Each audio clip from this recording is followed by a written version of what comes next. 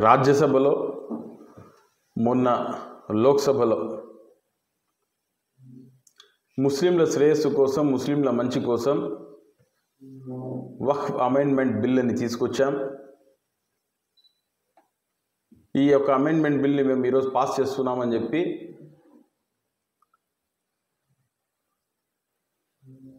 సంఖ్యాబలం ఉందని చెప్పి కాంగ్రెస్ పార్టీతో సహా ఇండియా కూటమిలో గల పార్టీలన్నీ కూడా పార్లమెంట్లో ఈ యొక్క నల్ల చట్టం ముస్లింలకు విరుద్ధంగా అని చెప్పి ఎంత పోరాడినా నిమ్మకు నీరెక్కినటువంటి విధంగా భారతీయ జనతా పార్టీ ప్రభుత్వం రాజ్యసభలో, లోక్సభలో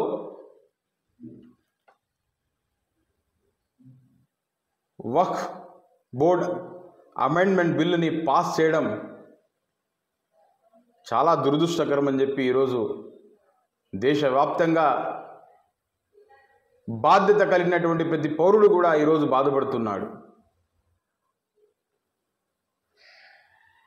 భారతీయ జనతా పార్టీ చెప్తా ఉంది ముస్లింలకు అన్యాయం జరుగుతుంది, ముస్లింలకు శ్రేయస్సు కోసమే ఈ అమెండ్మెంట్ బిల్ తీసుకొచ్చామని చెప్పి. దాదాపు 11 సంవత్సరాలు అవుతా ఉంది మీరు అధికారం చేపట్టి. 11 సంవత్సరాల నుండి ముస్లింల కోసం ఏం పీకారు మీరు అని చెప్పి ప్రశ్నిస్తున్నాం కాంగ్రెస్ పార్టీగా ఈరోజు. మీకు తోడుగా ఈ రాష్ట్రంలో ముస్లిం కమ్యూనిటీ దొరికిందని చెప్పి ముస్లింలను మోసగిస్తూ మభ్యపెడుతూ ఈ రాష్ట్రంలో గల 2 ప్రధాన పార్టీలు తెలుగుదేశం పార్టీ, వైఎస్ఆర్ కాంగ్రెస్ పార్టీ గత 10 సంవత్సరాల ప్రభుత్వంలో ఆర్టికల్ 370 కావచ్చు, ఎన్ఆర్సీ కావచ్చు, ఎన్పిఆర్ కావచ్చు, సిఏఏ కావచ్చు, త్రిపుల్ తలాక్ వరకు కూడా ఈ బిల్లులన్నింటికీ వైఎస్ఆర్ కాంగ్రెస్ పార్టీ, తెలుగుదేశం పార్టీలు మద్దతు ఇచ్చి ఈ భారతీయ జనతా పార్టీతో కలిసి ముస్లిం సమాజం యొక్క గొంతు కోస్తున్నాయని చెప్పి తెలియజేస్తున్నా.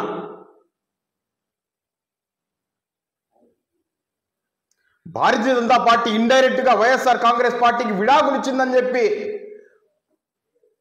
పార్లమెంట్లో వైఎస్ఆర్ కాంగ్రెస్ పార్టీకి సంఖ్యాబలం లేదని చెప్పి ఈరోజు వైఎస్ఆర్ కాంగ్రెస్ పార్టీ అధికారంలో లేదని చెప్పి కపట నాటకాలు ఆడుతూ మేము ముస్లింలకు మద్దతు ఇచ్చాము, బిల్లుకు మేము వ్యతిరేకించామని చెప్పి చెప్తూ ఉన్నారు.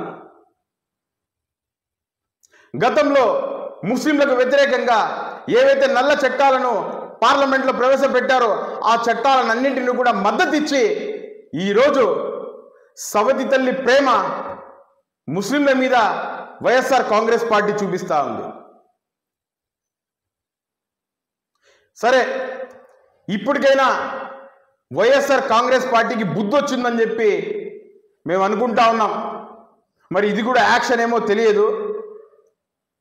ఓట్ల కోసం, ఓట్ల పంట పండించడం కోసం, ముస్లింలని వాడుకోవడం కోసం ఈరోజు అధికారంలో లేదని చెప్పి ముస్లింల మీద ప్రేమ చూపిస్తున్నారేమో అని చెప్పి అనుమానం కలుగుతూ ఉంది.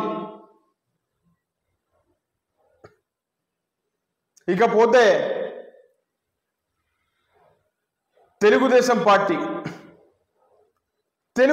పార్టీ గురించి నారా చంద్రబాబు నాయుడు గారు తెలుగుదేశం పార్టీకి ముఖ్యమంత్రి అయ్యి తెలుగుదేశం పార్టీ యొక్క పగ్గాలు చేపట్టినప్పటి నుంచి కూడా భారతీయ జనతా పార్టీ యొక్క భావజాలాలు, ఆర్ఎస్ఎస్ పార్టీ యొక్క భావజాలాలు కలిగినటువంటి వ్యక్తి అని చెప్పి చిన్న పిల్లవాడిని అడిగినా కూడా చెప్తారు. మరి ఇలాంటి వ్యక్తిని నమ్మి అనేక మంది ముస్లిం సోదరులు చంద్రబాబు నాయుడు అధికారంలోకి వస్తే ముస్లిం సమాజం కోసం, ముస్లింల శ్రేయస్సు కోసం మంచి చేస్తాడు అని చెప్పి భావించి ఓట్లేసి ఈరోజు మోసపోయినారని చెప్పి తెలియజేస్తూ ఉన్నా. కడపలో పెద్దలు, గౌరవనీయులు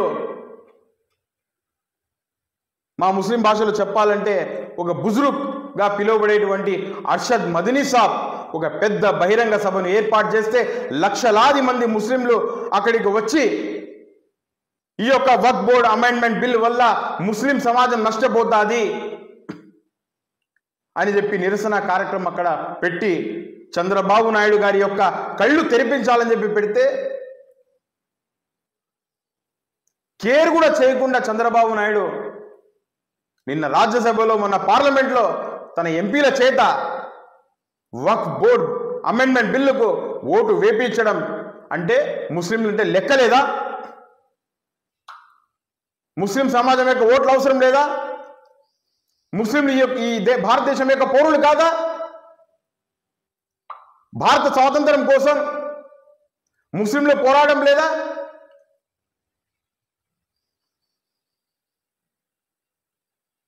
బ్రిటిష్ వాళ్ళను ఈ దేశం నుంచి తరిమి కొట్టాలనేటువంటి ఉద్దేశంతో గడగడలాడించినటువంటి నాయకులు కలిగినటువంటి దేశం, ముస్లింలు ఉన్నటువంటి నాయకులు ఉన్నటువంటి దేశం ఈ భారతదేశం అని తెలియజేస్తూ ఉన్నా. ఎన్నో హిందువులకు కలిగినటువంటి సామ్రాజ్యాలు, ముస్లింలు ఉన్నటువంటి సామ్రాజ్యాలు కలిగినటువంటి యొక్క భారతదేశంలో ఆనాడు ముస్లింలకు, హిందువులకు, అందరూ సిక్కులు కావచ్చు, క్రిస్టియన్లు కావచ్చు, అందరినీ కూడా అన్న తమ్ముల్లాగా కలిసిమెలిసి ఉండేటువంటి విధంగా పరిపాలన ఆ రోజు కొనసాగించారు. కానీ ఈరోజు ఈ యొక్క చంద్రబాబు నాయుడు గారు భారతీయ జనతా పార్టీ యొక్క మత్తులో, భారతీయ జనతా పార్టీ యొక్క